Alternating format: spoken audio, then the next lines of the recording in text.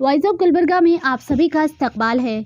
Kalaburagi railway division का मुतालबा, chamber of commerce का एहतजाज। कलबुर्गी रेलवे स्टेशन पर कल्याण कर्नाटका चैम्बर ऑफ कॉमर्स के लोगों ने धरना देने की कोशिश की। रेलवे डिवीजन के क़याम का मुतालबा करते हुए पुलिस ने इन अफराद को रोक दिया जो स्टेशन का घेराव करने जा रहे थे।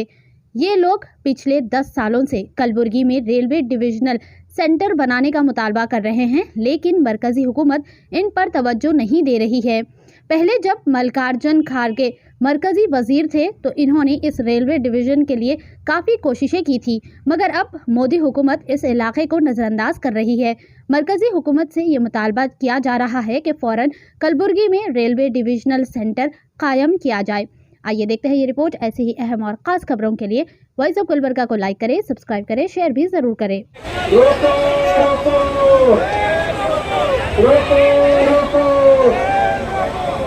ನಮ್ಮ ಕಲಬುರಗಿಯ ರೈಲ್ವೆ ಡಿವಿಷನ್ಗಾಗಿ ಕೇಂದ್ರ ಸರ್ಕಾರ